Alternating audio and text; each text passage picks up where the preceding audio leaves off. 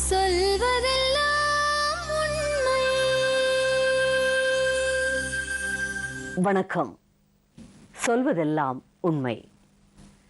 நேர்களை யாருக்கு எந்த மரியாதை கொடுக்கலனாலும் தாயோட கண்ணீருக்கு கூட மரியாதை கொடுக்காத ஒரு மகன் இந்த உலகத்துல இருக்கானா, அதுவும் இந்த தமிழ்நாட்டுல இருக்கானா? இன்னைக்கு பார்க்கலாம் அப்படி ஒரு பையனை. அந்த தாய் தன்னால எவ்வளவு கண்ணீர் விடுறாங்கிறத கூட புரிஞ்சுக்க முடியாத ஒரு அகங்காரம், ஒரு ரவுடித்தனம், ஒரு அரகன்ஸ் அந்த பையனுக்குள்ள இருக்கு. என்ன பிரச்சனை, நம்ம என்ன பண்ணலாம் பார்க்கலாம் வாங்க. வணக்கம். உங்க பேர் என்ன? என் பேர் ராஜேஸ்வரி. ராஜேஸ்வரி, எங்க இருந்து வரீங்க?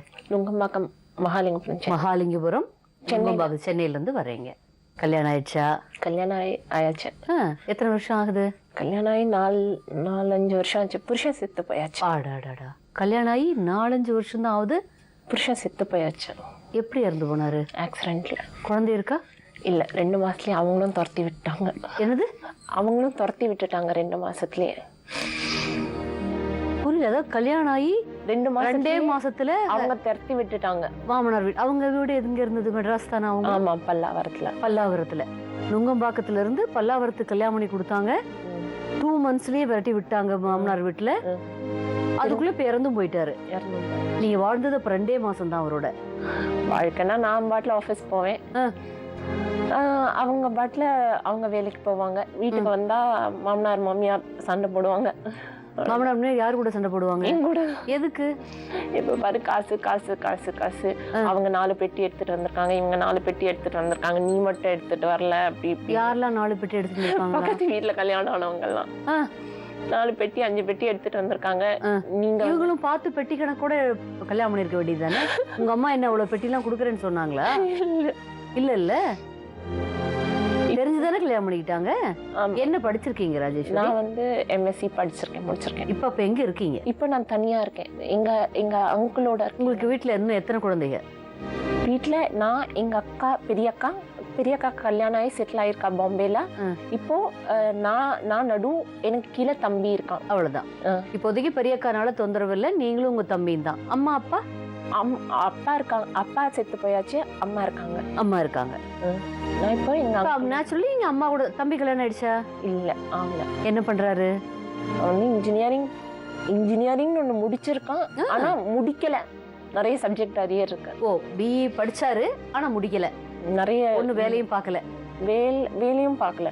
இப்ப என்ன ஏர்னிங்? அப்போ என்னோட ஏர்னிங்ஸ் இருக்கு, அப்பாவோட பென்ஷன் இருக்கு. அப்புறம் we've got a house. I mean, நாங்க வந்து எங்க குடும்பத்தை நடத்துற அளவுக்கு காசெல்லாம் உங்களுக்கு எல்லாம் இருக்கு. காசு. நுங்கம்பாக்கம் மகாலிங்கபுரத்துல சொந்த வீடு வச்சிருக்கீங்க? சொந்த வீடு இருக்கு. எவ்வளவு பெரிய வீடு? பெரிய வீடு, நல்லா பெரிய வீடு. 500 பேர் இருக்கலாம். 500 பேர் இருக்க அளவுக்கு பெரிய வீடு. ஓ காட். இப்ப அதுலதான் பிரச்சனையா?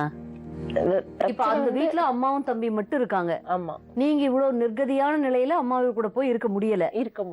கொஞ்ச நாள் கூட இருக்கவே முடியலையா? எப்ப இருந்து இந்த கஷ்டம் உங்களுக்கு? கல்யாணத்துக்கு பிறகுதானா இல்ல இப்போ? இல்ல, கல்யாணத்துக்கு முன்னாலேயும் இருந்தது. கல்யாணத்துக்கு முன்னால இருந்து தம்பி தான் பிரச்சனை. தம்பி என்ன பண்ணுவாரு? தம்பி வந்து ரொம்ப செல்ல பையனா பிறந்தான். கடைசியில நான் வந்து கிட்டத்தட்ட ஒரு 8ஆம் கிளாஸோ 8 இல்ல, நான் 6ஆம் கிளாஸ் படிக்கும் போதுதான் என் தம்பியே பிறந்தான். 9 வயசு வித்தியாசம் எங்களுக்கு. நாங்க இருக்கிற வரைக்கும் சந்தோஷமா தான் இருந்தோம். நான், எங்க அப்பா, அக்கா, பெரியப்பா எல்லாரும் கூட்டு குடும்பமா சந்தோஷமா இருந்தோம். இப்போ தம்பி வந்தோடனே செல்ல பையன் சொல்லி கொஞ்சம் எங்களுக்கு எல்லாம் செல்லம் கொடுத்த அளவுக்கு தான் எங்க அப்பா அம்மாவும் செல்லம் கொடுத்து வளர்த்தினாங்க அவனை. அப்புறம் ஸ்கூல்லாம் நல்ல பெரிய ஸ்கூல்ல போட்டாங்க. பெரிய ஸ்கூல்ல போட்டோன்னா எல்லாரும் பெரியவங்க எல்லாம் படிக்கும் போது சின்ன பசங்களுக்கு இந்த காசு கொடுத்து நீ எங்கேயாவது வாங்கி சாப்பிட்டுக்கோ அந்த மாதிரி எல்லாம் சொல்லும் போது இவனுக்கும் அதே மாதிரி பியர் பிரஷர்ஸ் மாதிரி, அப்பா எல்லாரும் வாங்கி சாப்பிடுறாங்களே நானும் சாப்பிடலாமே. அந்த பாக்கெட் மணி எல்லாம் நிறைய குடுக்குற ஸ்கூல்ல போட்டாங்களா? அது கொஞ்சம் கொஞ்சமா இன்க்ரீஸ் ஆச்சு. எங்க அப்பா சொல்லுவான், அவன் சின்ன பையன், எப்படியா இருந்தாலும் என்னங்காட்டிலும் 9 years சின்ன பையன். அப்பவே அப்பா அடிச்சு வளர்த்தணும் அப்படின்னு எல்லாம் சொன்னோன்னா நாங்களும் வாழ்ந்திருக்கோம். பாம்பேல ஒரு சின்ன வீட்டுல எங்க அத்தின் பேரோட வாழ்ந்திருக்கோம். 5-6 பேர். எங்களுக்கு அந்த மாதிரியும் வாழ்ந்திருக்கோம் நாங்க.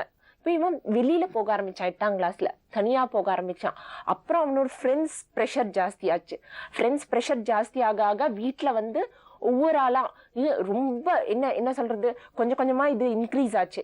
எங்க அக்கா கல்யாணம் ஆனோன்னு அக்கா பிரிஞ்சு போயிட்டு அக்கா கொஞ்சம் செல்லம் கொடுப்பான் தம்பிக்கு. அப்போ வந்து அக்கா குழந்தைய கொல்லணும் அப்படிங்கிற லெவலுக்கு வந்தான். வரவலை கொடுத்து கொல்லுவேன், சின்ன குழந்தைய வரவல் சிப்ஸ் பிறந்த குழந்தைய வரவல் கொடுத்து கொல்லுவேன் அப்படின்னு. இதெல்லாம் சரி பண்ணாதரா, இப்படிலாம் பண்ணாதரா. அப்போ ஜெயா எனக்கா அந்த மாதிரி ஒரு ஜெயா எங்க அக்காவை மட்டும்தான் பிடிக்குங்கிற மாதிரி இருந்தான். ஏன்னா எங்க அக்கா பாம்பேல பிறந்திருக்கலாம். பாம்பேல அவனுக்கு ஒரு பாம்பேனா அவனுக்கு ரொம்ப பிடிக்கும். ஏன்னா பாம்பேல நிறைய ப்ராஸ்டிடியூட்ஸ் இருக்காங்க. பாம்பேல நிறைய இருக்காங்க. ஸோ அவனுக்கு அந்த ப்ராஸ்டிடியூட்ஸ் பார்க்கணும் அப்படின்னு ஒரு ஆசை. எந்த வயசுல? இது ஒரு 8ஆம் கிளாஸ்லயே இருக்கும். பார்க்கணும். எப்படி அவனுக்கு வந்து இந்த மாதிரி வேர்ட்ஸ் எல்லாம் தெரியும்? அதெல்லாம் வந்து இந்த வீட்டு அட்மாஸ்பியர்ல இல்லைங்கிறீங்க. ஸ்கூல் எப்படி 8ஆம் கிளாஸ் குழந்தைக்கு இதெல்லாம் தெரியும்? ஸ்கூல் ப்ரெஷர்ஸ், ஸ்கூல்ல அப்பதான் இதெல்லாம் பேசுறாங்களா? தாராளமா. இப்ப சமீபகாலமா நடந்துட்டு இருக்க விஷயங்கள்லாம் ரொம்ப நாளைக்கு முன்னாடியே இருக்கும் போல இருக்கு. எங்களுக்கு கிட்டத்தட்ட 9 வருஷமா நாங்க இந்த மாதிரி கஷ்டத்தை அனுபவிச்சுட்டு இருக்கோம். சரி. அப்புறம் ப்ராஸ்டிடியூட்ஸ் அப்படி இப்படின்னு ஆச்சு. அதுக்கப்புறம் இதெல்லாம் அதுக்காக பாம்பே பிடிக்கும். அதுக்காக அந்த பாம்பேல இருக்கனால உங்க அக்காவை பிடிக்கும். அக்கா தங்கிட்ட அன்பா இருந்தாங்களே, பிரியமா வளர்த்துனாங்களே, அந்த ஒரு அன்பெல்லாம் இல்ல. அதுக்கப்புறம் வந்து அவன் ஒரு சைக்கிக் மாதிரி. இப்ப நம்ம எதுலயாவது ஆசை காட்டுறோம்னா, எதுல ஆசை காட்டுறோமோ அதை அடிக்காதா? சின்ன வயசுல இருந்து அவனுக்கு யாரையுமே பிடிக்காது. இல்ல உங்களை மெயினா பிடிக்காது. அக்கா பிடிச்சிருக்கு, அப்பா பிடிச்சிருக்கு, பெரியப்பா பிடிக்காது. அப்பாவை பிடிக்காது. அப்பா சொத்து மட்டும் தான் வேணும் அவனுக்கு. அவனுக்கு வேற எதுவுமே வேண்டாம். அப்பா பிடிக்காது. அப்புறம் வந்து பெரியப்பா பிடிக்கும். பெரியப்பாவையும் பிடிக்காது. அப்ப யாரைத்தான் பிடிக்கும்? யாரையுமே பிடிக்காது. அம்மாவையும் பிடிக்காது. அக்காவை மட்டும் தான் பிடிக்கும். ஆமா. அப்ப அக்கா கூட போனாரா? அக்கா கூட எல்லாம் போல. அக்கா கல்யாணம் ஆகி போச்சு. அதுக்கப்புறம் வந்து மாமாவை பிடிக்குமா? அக்காவோட ஹஸ்பண்ட பிடிக்காது. அக்காவோட குழந்தையும் பிடிக்காது. யாரையுமே பிடிக்கும். அப்ப அக்கா டெலிவரிக்குலாம் இங்க வரல. அவங்க வீட்லயே இவனை பயந்துட்டு அவங்க வீட்லயே தான் டெலிவரி. பயந்து ஐயோ எல்லாம் பயப்படுற அளவுக்கு பயப்பட. சின்ன வயசுல இருந்தே ஒரு புல்லிங் இப்படிதான் இருந்திருக்காரு. ஒரு சைக்கிக் மாதிரி. அதுக்கப்புறம் வந்து ஏன் மிரட்டுறதுக்கு ஆள் இல்லையா? இல்ல எல்லாருமே வந்து ஒரு 30-40 கிலோ தான் இருப்போம் வீட்டுல. அவன் மட்டும் சாப்பிட்டு நான்வெஜ் எல்லாமே சாப்பிடுவான். we are Brahmins. Non veg beef எல்லாமே வீட்டுல. பெரியப்பா எல்லாம் சாப்பிட மாட்டாரு. பெரியப்பா மூக்கு கிட்ட எல்லாம் கொண்டு வைப்பான். அதுக்கப்புறம் இது கொஞ்சம் ஜாஸ்தியாச்சு. ஜாஸ்தி ஆகும்போது என்னாச்சுன்னா அவன் வந்து என்ன பண்ணுவான், ஒவ்வொரு மாசம் ஒவ்வொரு ட்ரெயிட், ஒவ்வொரு பிஹேவியர் கல்டிவேட் பண்ணிப்பான். ஒரு மாசத்துல என்ன பண்ணுவான்னா அரிசி பருப்பு எல்லாத்தையும் கொண்டு போய் கொட்டுவான். அம்மா எனக்கு இது தரலைன்னா அரிசி பருப்பு எல்லாத்தையும் கொட்டுவான். அதுக்கு அடுத்தது இது கொஞ்ச நாள் கொட்டாதராங்கிற மாதிரி ஆச்சு. அப்புறம் எங்க அப்பாவை ஹாஸ்பிட்டல் அட்மிட் பண்ணோம். ஹாஸ்பிட்டல் அப்பப்போ கேன்சர் பேஷண்ட். அப்பா குப்பையில போடுவாரா கொண்டு போய் சாப்பாட்டு பொருளை? மண்ணுல. இப்ப என்ன வயசாகுது உங்க தம்பிக்கு? 89ல பிறந்தோம் மேடம். 89 22-23 இருக்கும். 22-23 இயர்ஸ் பையனா அந்த மாதிரி பண்றாரு. நெக்ஸ்ட் ட்ரீட் வந்து அவனுக்கு என்னன்னா தீ கொளுத்துவேன் அப்படின்னு. வீட்டுல என்னெல்லாம் பொருள் கிடைக்கிறதோ அவனோட ஆசை நிறைவேறலன்னா தீ கொளுத்து. என்ன மாதிரியான ஆசைகள்லாம் கேட்பாரு அவன்? எனக்கு வந்து அப்பா டிஷ் வாஷர், எனக்கு இன்னைக்கு வண்டி வேணும். இன்னைக்கு வண்டி வரலன்னா நான் வந்து வீட்டுல இருக்கிற தீ கொளுத்துவேன். எதையாவது சென்டிமெண்டல் திங்ஸ் தான் தீ கொளுத்துவான். அதாவது அக்காவோட கல்யாண போட்டோ இருக்கும், கல்யாண போட்டோவை தீ கொளுத்துவான். எங்க அப்பா வீட்டு பத்திரம் இருக்கும், வீட்டு பத்திரத்தை தீ கொளுத்துவேன்னு பயமுறுத்துறது. இல்ல எங்க அப்பாவோட துணி எல்லாம் வச்சிருப்பாங்க இல்லையா, அவங்க செத்து போனதுனால அவங்களோட துணி எல்லாம் ஆசையா வச்சிருப்பாங்க, அதெல்லாம் தீ கொளுத்துவேன் அப்படின்னு. சென்டிமெண்டல் திங்ஸை மட்டும் டச் பண்ணுவான். ஃபேமிலி இந்த ஒரு பையனுக்கு பார்த்து பயந்துக்குச்சு. ஆமா, உங்க பெரியப்பா அத்திம்பேர் எல்லாருமே. அப்ப இவன் ரொம்ப என்ன, he is a heart patient also. அதனால கொஞ்சம் பயந்துட்டு நான் தனியாவே இருக்கேன். எங்க அப்பா பேரு பாலா, எனக்கு I want to be with you, but நான் தனியா இருக்கேன் அப்படின்னு. அப்போ சரின்னு சொல்லிட்டு பக்கத்துல. சின்ன வயசுல இருந்தே இந்த பையன் யாரு வீட்டுக்கு வர வந்தா அப்படிதான் பண்ணுவாங்க. கெஸ்ட் யாராவது வீட்டுக்கு வந்தா என்ன பண்ணுவாங்க? போவீங்க எடுத்துனே. அதுக்கப்புறம் வந்துட்டு மூஞ்சிய காட்டுறது. சாப்பாடு போட்டாலாம்? சாப்பாடு இது வரைக்கும் யாருக்குமே போட்டது கிடையாது. நாங்க மனசால சாப்பாடே சிம்பிள்.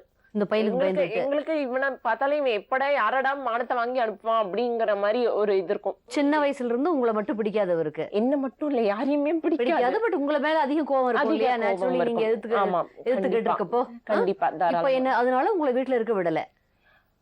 கல்யாணம் வரைக்கும் மேனேஜ் பண்ணிட்டீங்க? கல்யாணம் வரைக்கும் மேனேஜ் பண்ணியாச்சு. கல்யாணம் வரைக்கும் கூட இல்ல, கல்யாணம் போதே எங்க அத்திம்பேர் வீட்டுலதான் இருந்தேன். அதுக்கப்புறம் எங்க அப்பா என்னை விட்டு இருக்க மாட்டாரு. அப்ப எங்க அப்பாவும் கூடவே வந்தாரு. இது இன்னும் ஒரு அட்வான்டேஜ் மாதிரி. ஓ அப்பாவும் போயாச்சு, அப்பாடா இனிமே நம்மளுக்கு வீடு நம்மளுக்கு அப்படிங்கிற மாதிரி. இப்ப அக்காவும் அவ்வளவு சின்ன வயசுலயே தெரிஞ்சிருச்சு தன் வீடெல்லாம் தன்னுதான். கல்யாணம் போதும் என்னன்னா அக்கா கல்யாணம் ஆயினா இன்னொரு ஆள் ஒழிஞ்சாச்சு அப்படிங்கிற மாதிரி 1 2. அதுக்கப்புறம் பெரியப்பா அப்பா சொன்னாரு எங்க அம்மா கிட்ட, நீ வீட்டுல இருந்து பிரிஞ்சு வராதிரி, அவன் மொத்த வீடியோ அவனே எடுத்துப்பான், நீ இங்கேயே இரு. அவன் இங்கேயாவது வெளில இப்பதான் 23 நீங்க சொல்றத பார்த்தா அப்பா இறந்து போய் எவ்வளவு நாள் ஆகுது? 1 வருஷம் ஆகுது.